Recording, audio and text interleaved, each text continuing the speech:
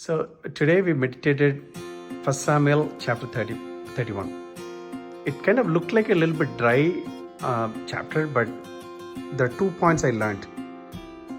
Why King Saul actually his life ended like that. His 3 sons and his soldier, the guy actually who goes with him, all they were killed in the same day. The first point I learned from this was comparing between David and Saul, how they handled the feedback. When the feedback was given to David, the way he repented, the way he took the feedback, he humbled himself and he went back to God. But most of the times when Saul was given feedback, we can see that we don't see that humility. That's kind of one of the lessons that we learned. The second one I learned today was about Holy Spirit.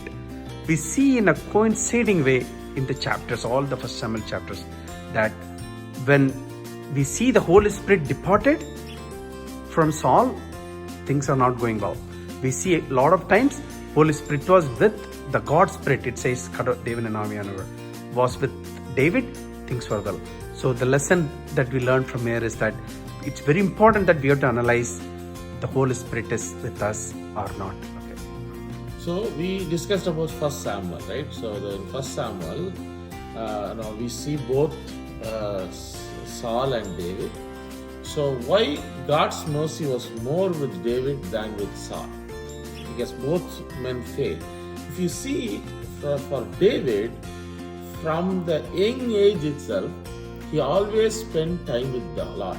So his relationship with God has not started when he was earlier or something. So at the young age, he always had a very good bond with the Lord.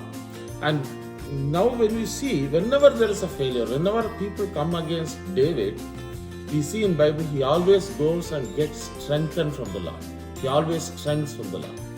And the third thing is, yes, whenever there is a problem and whenever say that what you did is wrong, he goes and accepts his wrongdoings and asks for forgiveness. So that's what we learned. Thank you. This is a very good point, brother. I think the relationship he built even before he became king, I think that was helping him. How that relationship actually. Second point பார்க்கும்போது கர்த்தருடைய ஆவியானவர் சவுலோடு இருந்தார் முதல்ல, அதுக்கப்புறம் சவுலை விட்டு விலகி போயிட்டாரு.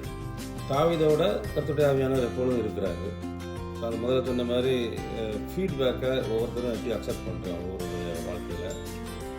நான் முதல்ல இந்த டிஸ்கஷனில் பார்த்தது கர்த்தருடைய ஆவியானவர் இன்றைக்கு ஒவ்வொருத்தருடைய வாழ்க்கையிலும் எப்படி உங்களை நடத்துகிறாரு, அல்லது நம்மளை விட்டு விடுபட்டு போனாரா அப்படிங்கிற ஒரு 2 பாயிண்ட்டை பற்றி பேசணும். ரொம்ப யூஸ்ஃபுல்லாக.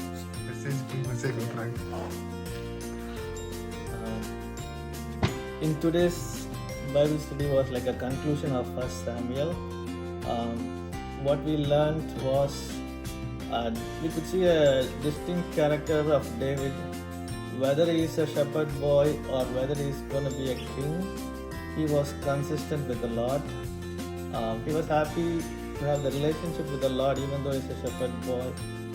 When he was running, he was still happy to be in relationship with the Lord even though the men with him were at times against him, and he got strengthened in the Lord.